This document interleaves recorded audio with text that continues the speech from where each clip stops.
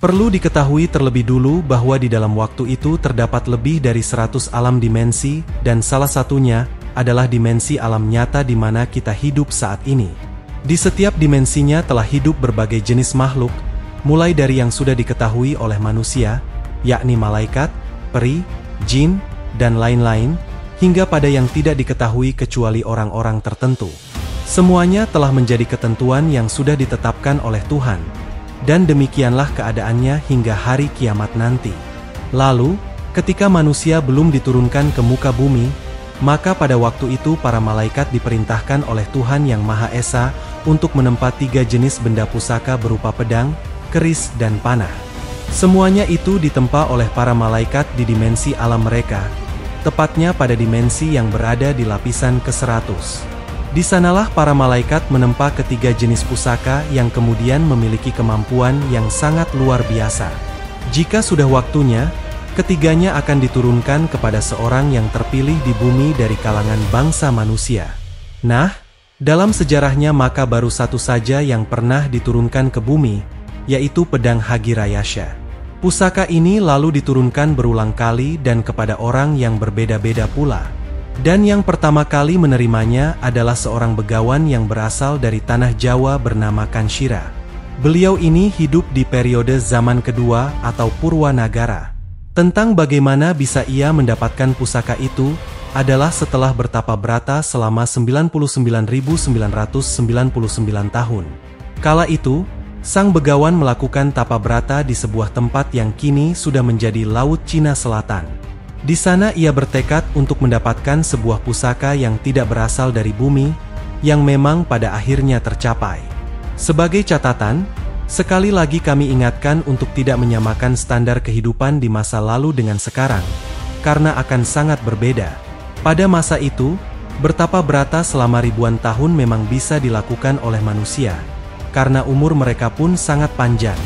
Tentunya dengan teknik dan persiapan yang khusus pula.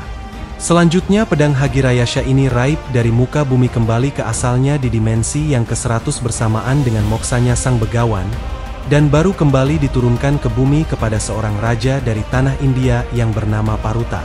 Raja agung ini hidup di periode zaman ketiga atau Dirgantara, dan untuk bisa memiliki pusaka tersebut ia pun harus bertapa brata selama 999 tahun dengan tujuan untuk mendapatkan senjata berperang dan pusaka bagi kerajaannya. Setelah itu, pedang Hagirayasha kembali raib dari muka bumi seiring dengan moksanya sang raja dan diturunkan kembali pada seorang ratu agung dari tanah Jawa yang bernama Kaspiraya. Ia hidup pada awal periode zaman keempat atau Swargantara, dan untuk bisa mendapatkan pusaka itu sang ratu harus melakukan tapa brata selama 99 tahun dengan tujuan untuk dapat memiliki senjata berperang dan pusaka kerajaannya. Kemudian, sekali lagi pedang Hagirayasha ini raib dari muka bumi bersamaan dengan moksanya sang ratu dan baru diturunkan lagi pada akhir periode zaman keempat atau Swargantara kepada seorang ratu yang termasyhur bernama Kawulan. Ratu ini berasal dari tanah Jawa dan untuk mendapatkan pusaka ini, ia juga melakukan tapa brata selama 99 tahun dengan tujuan untuk menyempurnakan pencarian dalam hidupnya. Setelah dengan Ratu Kawulan, maka pedang Hagirayasha ini tidak raib dari muka bumi. Ia tetap berada di bumi namun berpindah-pindah tangan di antara para raja, ratu dan kesatria terbaik di tanah Jawa. Hingga pada akhirnya sampai kepada seorang ratu dari kerajaan Mataram yang bernama Sri Kencana Wulan, 514 hingga 561 Saka atau 617 hingga 664 Masehi. Lalu, di masa Ratu Sri Kencana Wulan masih berkuasa di kerajaan Mataram, pedang Hagirayasha itu diserahkan kepada Nabi Muhammad SAW untuk dipergunakan sebagai alat bantu perjuangannya. Tidak sering digunakan, hanya sekali saja pada saat Perang Badar. Mengapa? Karena itu adalah perang yang dahsyat dan sangat menentukan bagi kelangsungan ajaran Islam di muka bumi ini.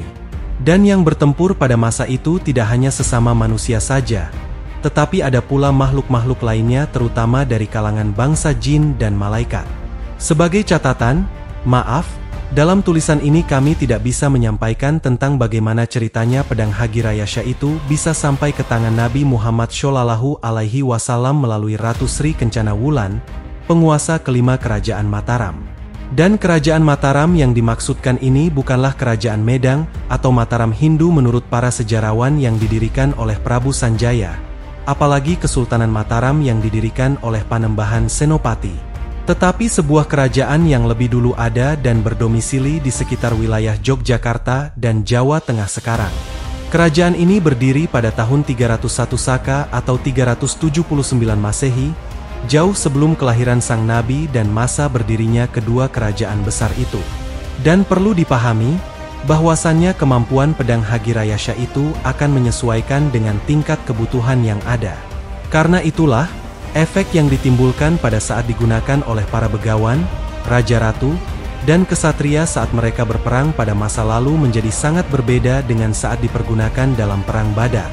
Pada kali yang terakhir itu tidak sampai menghancurkan bukit atau gunung dan membelah lautan. Sebab level kesaktian musuhnya saat itu pun tak sehebat mereka yang hidup di masa sebelumnya. Nah, setelah perang Badar usai dan dimenangkan oleh pihak muslimin, pusaka agung tersebut kembali raib dari muka bumi. Hingga kini belum ada lagi sosok yang bisa memegangnya. Atau mungkin justru sebenarnya sudah ada namun belum waktunya untuk menunjukkan diri ke hadapan publik. Masih harus menunggu waktu yang tepat dan memang telah ditentukan sejak dulu.